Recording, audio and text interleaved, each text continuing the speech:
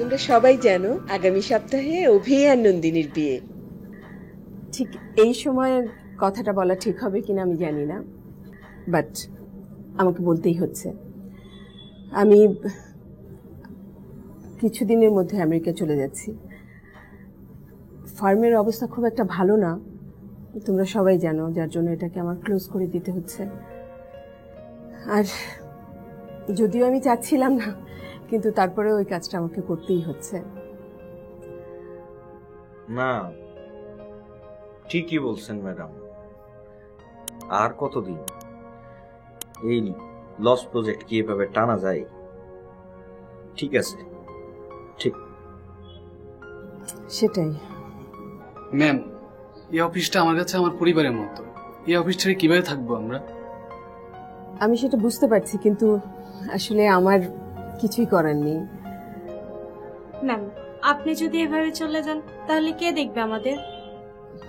আমার ধারণা তোমরা নিজেরাই নিজেদেরকে দেখতে পারবে। আর তোমাদের সবার জন্য আগামী 3 মাসের স্যালারি দেওয়া আছে, তোমরা আফজালের কাছ থেকে কালেক্ট করে নিও। ঠিক আছে তাহলে। আচ্ছা নন্দিনী আর অভি, বেস্ট অফ লাক।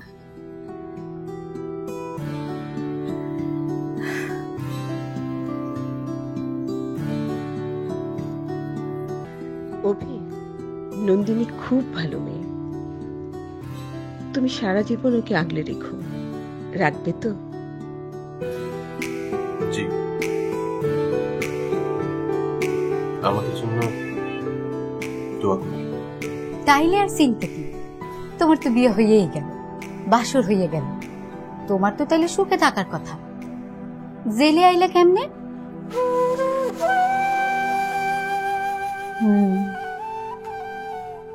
বিয়ে, বাসর।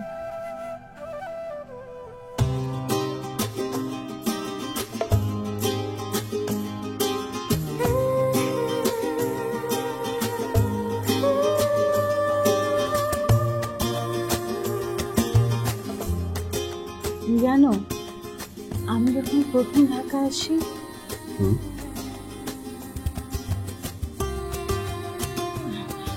আচ্ছা শোনো, রবি আন্টি প্রথমে আমাকে একটা কর্মজীবী নারীদের হোস্টেলে জায়গা করে দেয়। আমি ওখানে বেশ কিছুদিন ছিলাম। এরপরে আমি একটা সাবলেট বাসায় উঠি, যেখানে একটা ছোট্ট রুমে আমি থাকতাম।